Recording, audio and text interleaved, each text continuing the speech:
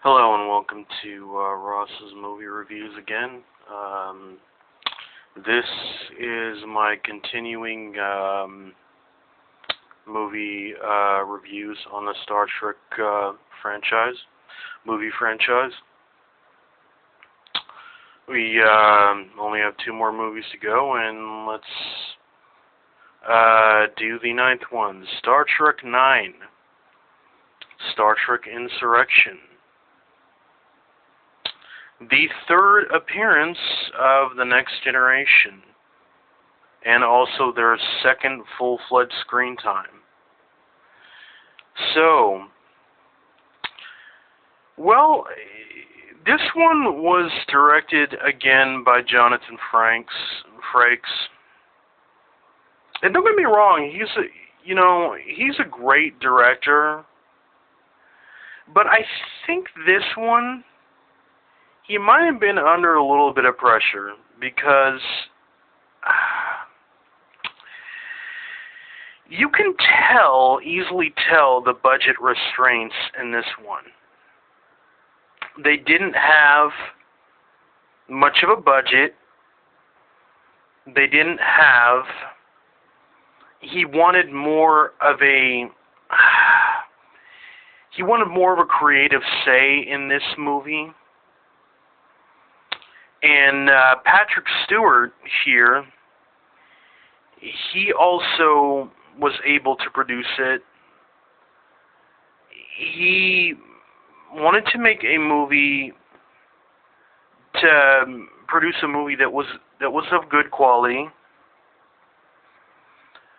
But again, because of this even and odd thing, it just didn't work, and the story goes as that on a mission on a planet of a race called the Baku, Data, on a mission to watch over the Baku, is suddenly malfunctions, and the Starfleet is working with a more technologically advanced race called the Sona. And that the Baku they could have the same type of technology as the Sona does. But they've chosen not to. They've kind of chose to live a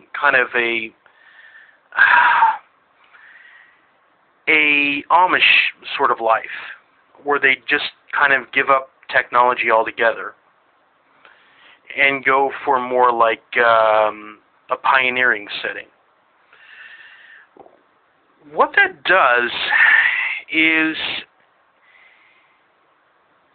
it brings forth kind of like, the Sona sees this, that they have a way of pushing around the Baku, because the Baku seem to have their planet's rings, the Baku planet, the rings seem to have an extraordinary power of being able to slow down youth, being able to slow down the aging process. The Sona sees this, and they see this as a big potential. The Sona commander, or the captain, or what have you, is played by F. Murray Abraham, very well, in fact. He sees that he is, like I said, he is able to push the Baku around, because he sees that there's only 600 people on this planet. There's not very much potential for their lives here. So what if we just move these people, relocate these people to another planet or to another part of space? Now, Starfleet has the Prime Directive, which says that you cannot interfere with any type of the development of any type of life on any type of planet. You can't interfere with it. But there's some corruption going on around Starfleet that there are some Starfleet officers that are saying, go ahead and interfere. You know, the Sona need to interfere. We need this technology badly. But Captain Jean-Luc Picard, he doesn't want to do that. He doesn't want to interfere with this planet. He doesn't want this planet to be interfered with.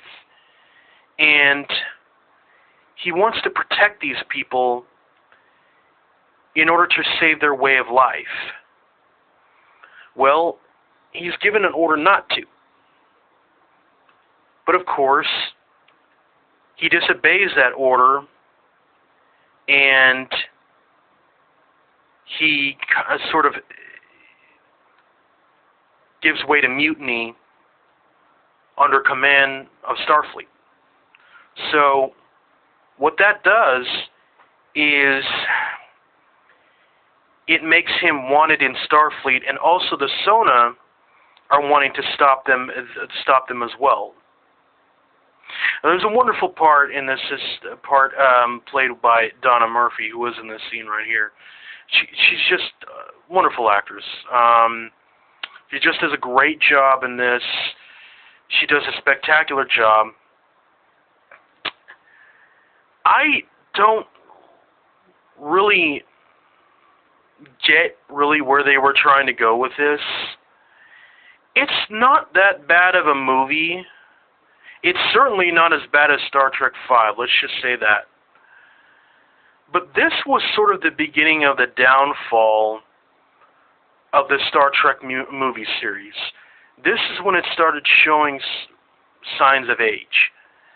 And a lot of people were questioning, well, should we even do this anymore? Should we even put Star Trek on the screen anymore?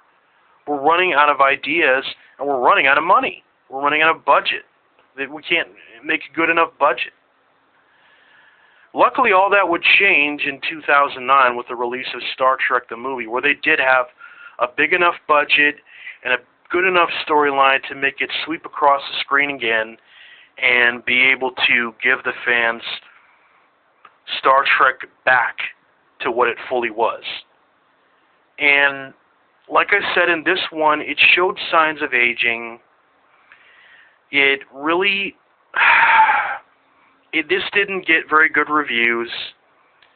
I really don't think it's not that bad of a movie. It just, you can tell that some of the writers and some of the people's hearts just weren't in it anymore. And as we see, you know, towards the end of this movie, you're like, okay, some of the parts in this movie, you can really see their budgetary restraints, you know. Like this small town that they tried to build and stuff like that.